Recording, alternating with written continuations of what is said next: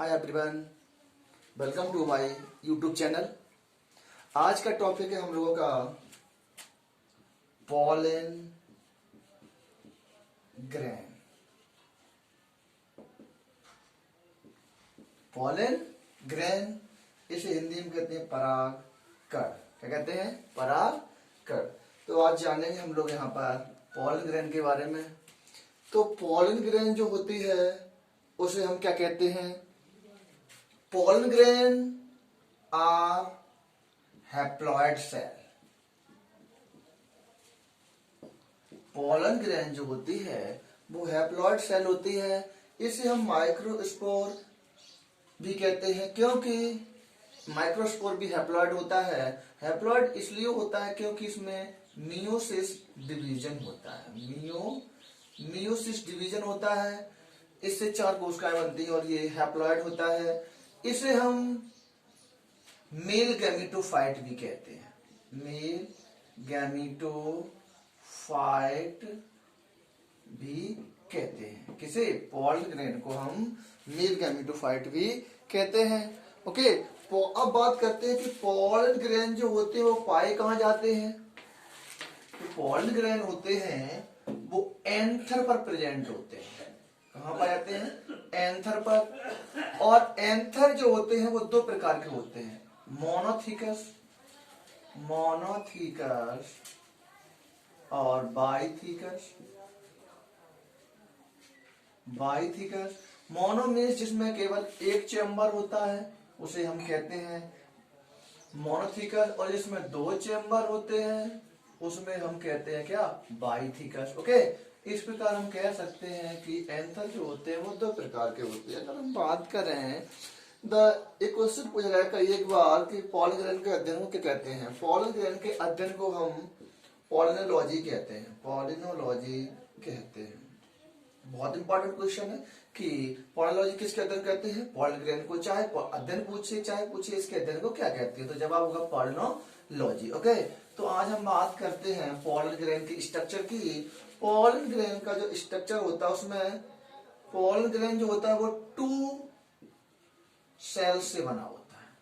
कितनी सेल्स होती हैं? 2 सेल्स। माना कोई पॉलन ग्रेन है, इसमें एक लार्ज सेल होती है जिसे वेजिटेटिव सेल कहते हैं। क्या कहते हैं? वेजिटेटिव सेल कहते हैं। एक स्मॉल सेल होती है और वेजिटेटिव सेल के अंदर एक न्यूक्लियस होता है। इस न्यूक्लियस को कहते हैं वेजिटेटिव न्यूक्लियस।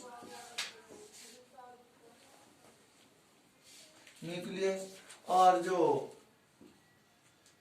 ये होती है वेजिटेटिव सेल्स, और दूसरी जो सेल्स होती है स्मॉल सेल होती है उसे जनरेटिव सेल्स कहते हैं। जनरेटिव सेल कहते हैं।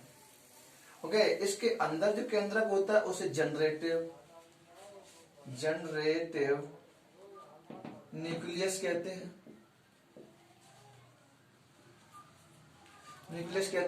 वेजिटेटिव जो सेल्स होती है वो नॉन रिप्रोडक्टिव सेल होती है, मतलब इसका जन्म में कोई योगदान नहीं होता है। ओके, इसके जो पॉलन ग्रेन होती है एक बात 2 सेल से बना होता है। इसके ऊपर 2 लेयर होती हैं।